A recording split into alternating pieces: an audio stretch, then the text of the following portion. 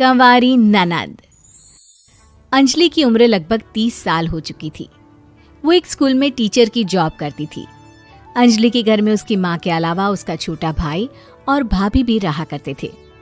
30 साल की उम्र होने के बाद भी अंजलि की अब तक शादी नहीं हुई थी।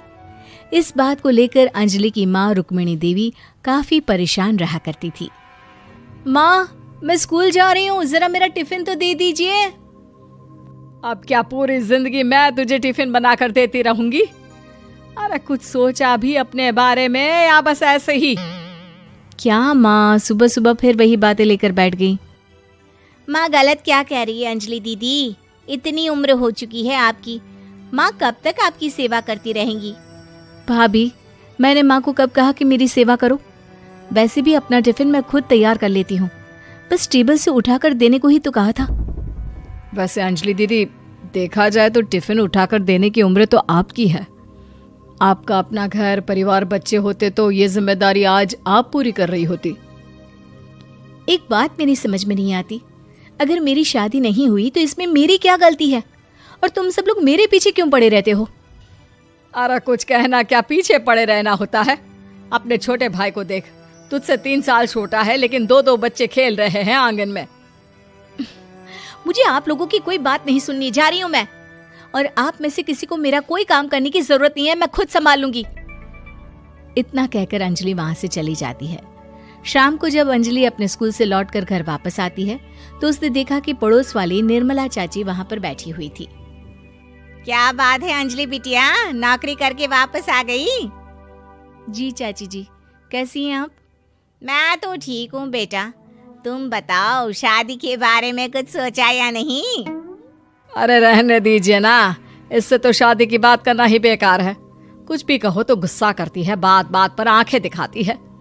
माँ, आप ऐसा क्यों कह रही हैं? मैंने कब आप पर गुस्सा किया? अरे अंजलि बेटा, तुम्हारी माँ ठीक ही तो कहती है। 30 की होने आई हो, अब तुम्हें भी शादी वादी कर लेनी चाहिए। चाची जी, आप तो ऐसे कह रही हैं जैसे शादी करने से मैंने मना किया हो।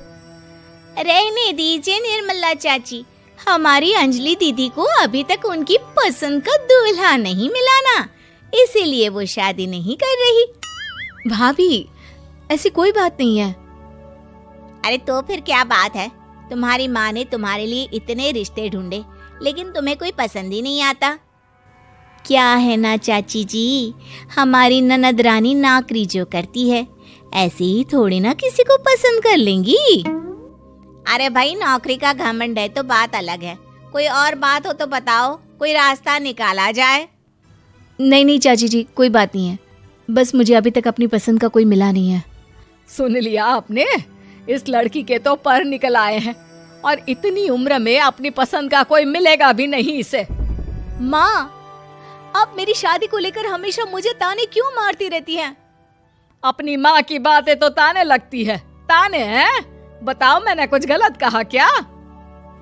देखो, ये सब छोड़ो, मेरी दूर की बुआ का बेटा है, उसकी अभी शादी नहीं हुई है, उम्र होगी कोई 34-35 साल। आप कहें तो बात आगे बढ़ाऊं? अरे हाँ हाँ, क्यों नहीं, ये भी कोई पूछने की बात है। अरे जल्दी से लड़के को यहाँ बुला लो। माँ, आप मुझसे पूछे बिना मेरी शादी की बात करने जा रही हैं और मेरी उम्र 30 भी पूरी नहीं हुई है। निर्मला चाची कह रही है कि वो लड़का 35 साल का है। अंजलि दीदी, आपको क्या लगता है इस उम्र में कोई फिल्म का हीरो आएगा आपके लिए? देखिए, अब पसंद और नापसंद की बात तो रहने दीजिए, पसंद करने की उम्र तो आपकी निकल चुकी। अब तो जो भी मिले उसी से शादी कर लीजिए, इसी में भलाई है। तेरी भाभी बिल्कुल ठीक कह रही है। अब जैसा रिश्ता मिले उसके लिए हाँ कर देना, ताकि हम भी गंगा नहाए। ठीक है, चलिए मैं उस लड़के को कहती हूँ, वो कल ही अंजलि को देखने आ जाएगा। अगले दिन निर्मला चाची के दूर का रिश्तेदार अंजलि को देखने उसके घर आता है। उसका नाम था अजय। अंजलि जी, तो आप नौकरी करती हैं, वो भी स्कूल में? जी हाँ, मैं स्कूल में टीचर हूँ। हमारी बेटी बहुत होशियार है। अरे पढ़ने लिखने में इतनी होशियार है, इसीलिए तो इसकी नौकरी लगी है स्कूल में। हाँ हाँ ठीक है आंटी जी, ज़रा मुझे भी तो बात करने दीजिए आपकी बेटी से। जी पूछिए ना, क्या पूछना चाहते हैं? अंजलि मैडम, ये तो बताइए कि आपने अभी तक शादी क्यों नहीं की? बस ऐसे ही, कहीं कोई रिश्ता पसंद नहीं आया इसलिए। लेकिन क्या मैं आपसे पूछ सकती हूँ कि आपने शादी क्यों नहीं की? अंजलि, क्या कर रही हो तुम? लड़कियों को इस तरह की बातें नहीं शोभा देती। रहने दीजिए आंटी जी, आपकी बेटी काफ़ी पढ़ी लिखी है, मैं उनके सवाल का जवाब दे ही देता हूँ। वो क्या है ना, मुझे भी अभी तक अपनी पसंद की कोई लड़की नहीं मिली। अच्छा, कोई बात नहीं। वैसे आपकी तनख्वाह कितनी है? कितना कमा लेती हैं महीने का? जी यही कोई 25,000 महीने।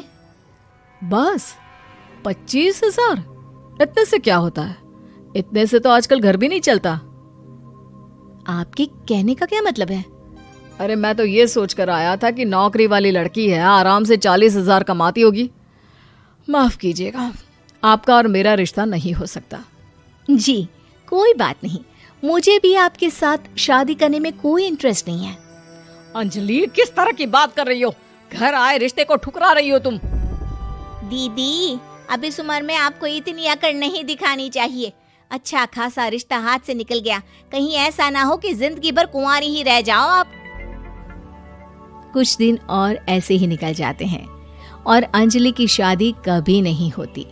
अंजलि के परिवार वाले बिंदास उसे ताने मारते रहते हैं, लेकिन अंजलि एक बड़ी नौकरी की तैयारी करती है और उसमें सिलेक्ट होने के बाद अंजलि को एक बहुत बड़ी नौकरी मिल जाती है। अब तो दीदी के नखरे और भी ज्यादा बढ़ जाएंगे भाई।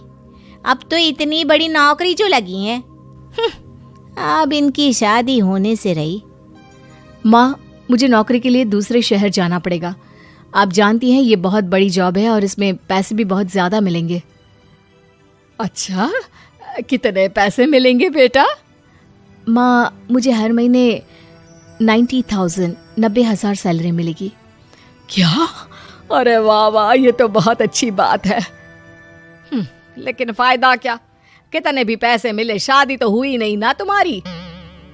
अंजलि नौकरी करने के लिए दूसरे शहर में चली जाती है और जब कुछ महीनों के बाद वो वापस घर आती है तो उसे अपने पति के साथ देखकर उसके घर वाले हैरान रह जाते हैं। अरे अंजलि, तूने शादी कर ली और हमें बताया तक नहीं।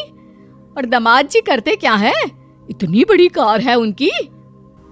माँ, मैं आपको सब कुछ बताना चाहती थी, लेकिन आप सबके ताने सुनकर बहुत दुखी हो गई थी और इसलिए मैंने अपनी पसंद से शादी कर ली।